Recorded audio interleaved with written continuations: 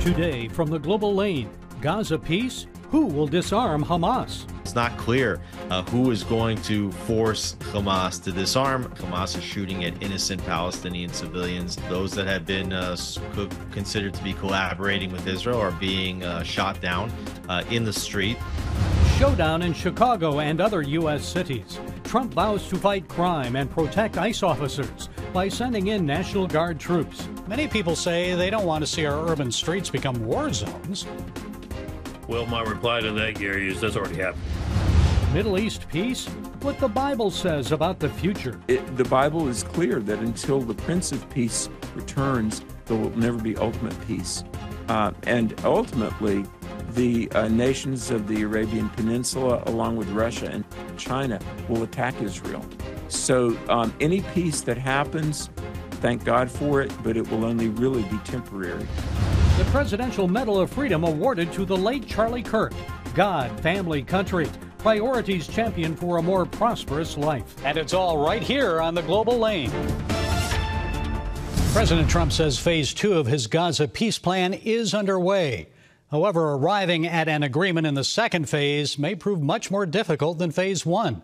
That's because it requires Hamas to disarm, but so far, the terror group has given no indication it is willing to give up its weapons. Joining us to share his insights on the Gaza deal is Alex Trayman. He's CEO and Jerusalem bureau chief of Jewish News Syndicate. Alex, a key provision of phase 2 of the Gaza peace plan is disarming Hamas. President Trump says if they don't disarm, they'll be forcibly disarmed. So what's the enforcement mechanism here? What's the plan to seize their weapons if they don't voluntarily give them up?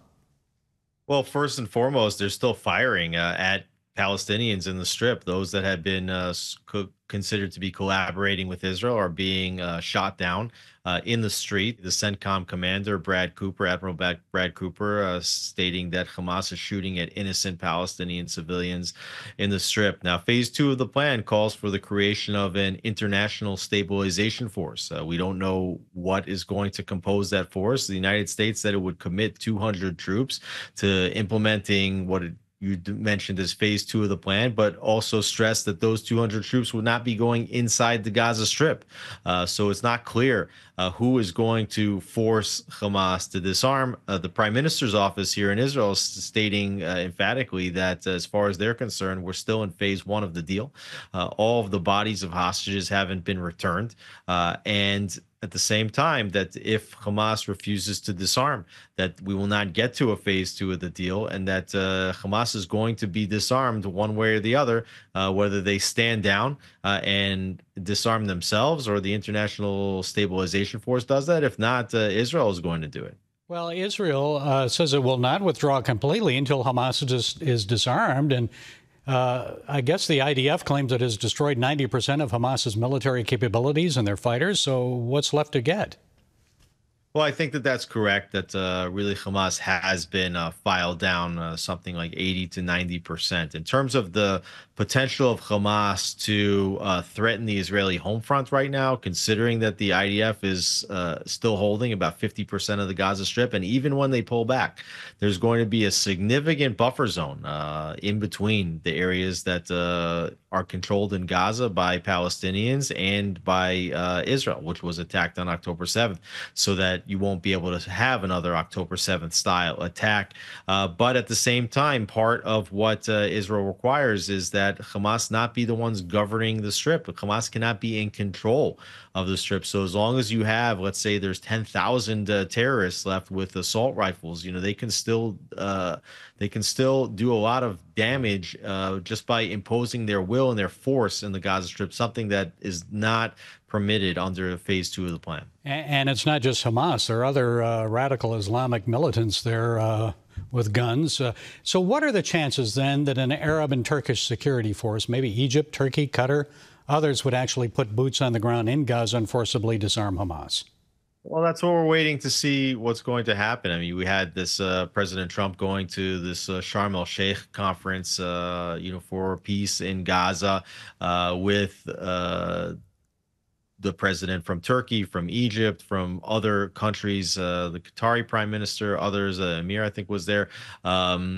and we don't really know exactly what they're pledging to do. The president made it clear that they are pledging those that have it to put funding towards the rebuilding, but it's not clear yet if any of them are prepared to send troops inside the Gaza Strip. And as long as Hamas is not going to go into a period of quiet, right? And maybe they won't hand forward all of their assault rifles, but if they're going to continue to use their assault rifles in the street and not even permit quiet, if President Trump and his board of peace cannot figure out some kind of stabilization force to force Hamas to disarm and for Gaza to be demilitarized, then I think you are likely to see either on the least end of it, that Israel will not relinquish the other 50% of the Gaza Strip that it continues to hold until such a time that Hamas is demilitarized. And on the more aggressive side, that Israel could actually go in and to have regular counterterrorism operations inside the Gaza Strip when they see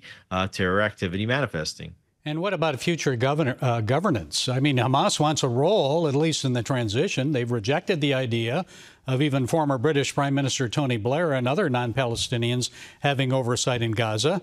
I mean, I don't see a role for the Palestinian Authority either. Do you? What's going to happen there?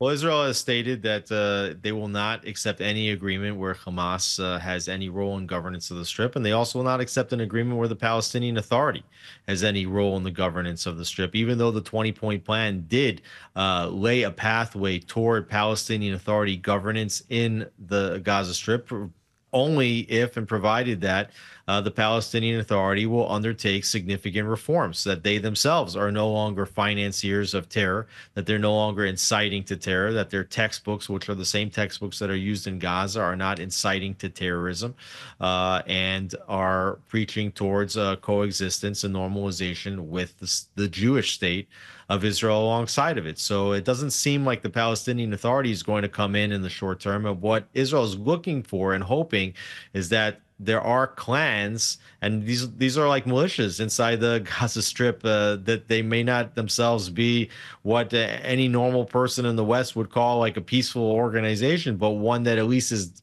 committed to working alongside Israel and doesn't pose a direct threat to Israel, that Israel wants to hand over pieces of the Strip to militias, local militias that will work with Israel to maintain calm and police specific areas. Okay, Alex Trayman, Jerusalem News Syndicate CEO and Jerusalem Bureau Chief. Thank you, Alex, for being with us. We appreciate it.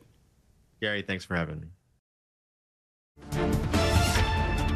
Here on the home front, President Trump is considering invoking the Insurrection Act to aid the Immigration and Customs Enforcement operation in Chicago. Chicago protesters are blocking ICE efforts there to deport illegal immigrants and even ramming ICE vehicles with their cars. All of this comes as Illinois Governor Pritzker resists the president's offer to deploy the National Guard in the Windy City, and as ICE agents are threatened with attack and even death by members of the Mexican drug cartels. Well, joining us with more is security analyst Michael Letts. He's president and CEO of Invest USA. Michael, should the president invoke the Insurrection Act for Chicago? I know Governor Pritzker says it isn't that bad there. I don't think we have any choice, Gary, and here's the reason why. Even with the governor's opposition and trying to block brave men and women that we have in law enforcement attempting to make this community safe for its citizens, we have been able to apprehend over 1,500 illegal criminals, not just because of their illegal status, but who have criminal records and prepare for deportation. So I don't know where Governor Pritzker thinks he's living, but it's certainly not in Illinois, and it's certainly not in the Chicago area. And for him to take such a bullheaded position that assistance is not needed, it's definitely needed because our officers are under attack. We have now discovered that the cartel in Mexico now has a pool of assets that they have put together to put a bounty on the head of every ICE officer killed. Well, I wanted to ask you more about that because are they in real danger? Or is this just bluster on social media? Can the cartels really reach that far all the way to Chicago and kill these guys? Well, there's no question they can. You know, I grew up in Mexico and very familiar with the cartels, and their reach is long, and it has been extended because of the previous administration and all the policies that Biden administration had in place. So here's the point. You raise a great discussion there, Gary. Under this administration, we're curtailing their ability to do that. But they had 4 years to get their people in place, the cartels and their drug lords and their gang members all across the country. So they have assets in every one of our states. And the people of the Windy City just want to be safe. They want their crime-free neighborhoods. They can walk around without worrying about getting shot or people dealing drugs. And let's talk about Memphis, because it seems the president's effort in Memphis is making a difference there. What can you tell us about the early successes in Memphis to reduce crime? Well, we're having the same situation we had in D.C. You know, here it's very simple, Gary, when you think about it. Criminals are not stupid, like some people would like to believe. They're smart. They know that they go to the most vulnerable areas, and they shrink and try to escape and run away when they're met with overwhelming force. That's the key word, overwhelming force. The president recognizes that. That's a military terminology. And quite frankly, when you look at what's happened on the previous administration, the Biden administration, when he came into office, we had roughly 1.4 million officers on the street nationwide. When he left, we had right at 700,000, almost a 50% reduction. Michael, I'm sure you understand the concern that Americans have about deploying troops in our major cities. Many people say they don't want to see our urban streets become war zones. Well, my reply to that, Gary, is that's already happening. I mean, that's, just you got to face the music. We already have war zones in Portland, in Chicago, in L.A., all across the country. We've had them in New York. We had them in D.C. till we got that under control. So I think that's a misnomer to say they don't want them to be war zones. They've already become that. The question is, how do we restore freedom, liberty, and safety to these areas? And the only way is to apply whatever resources are necessary. You know, I understand, and the president understands, we don't want a military dictatorship in this country. And that has never been proposed. The 10th Amendment, which keeps you from using military assets for law enforcement purposes on American soil, also has various provisions that allow for exceptions. When there's a national emergency, I can't think of a more national emergency than not being safe in your own community. And with some of these resistant states, if they want to resist too far, we'll bring in the Insurgency Act and go ahead, and still we're going to get it accomplished. They are not going to succeed about keeping military resources out of their city and state. The only way they will succeed in that is if they do something about it and be able to come back to us within a matter of a week or two and say, look, crime is gone. We have no interest in being there if there's not crime. The only place the president wants to be and send the resources is where crime has become overwhelming and overrun the city, and people's lives and their freedoms are at stake. We are not going to allow that to happen in the United States of America. It's just not on our radar screen. We are going to protect the American people. The Constitution provides for that. Cities and states should be doing it first. But if they can't or won't, and it's usually because they won't, not because they can't, then we will. Okay, peace through strength. It applies domestically as well. Michael Letts, President and CEO of Invest USA. Thank you, Michael, for joining us. We appreciate it. Thank you, Gary. God bless America, and God bless all of our law enforcement who are holding the line. Great to have support from the administration. Hostages released and reunited with their families, a Gaza ceasefire, and a historic summit of world leaders in Egypt. Now President Donald Trump says phase 2 of his Gaza peace plan is underway. But will it bring long-term peace? What does biblical prophecy say will happen? Joining us is youth, culture, and religion expert Alex McFarland of Alex McFarland Ministries. He is co-author of the book 100 Bible Questions and Answers on Prophecy and the End Times.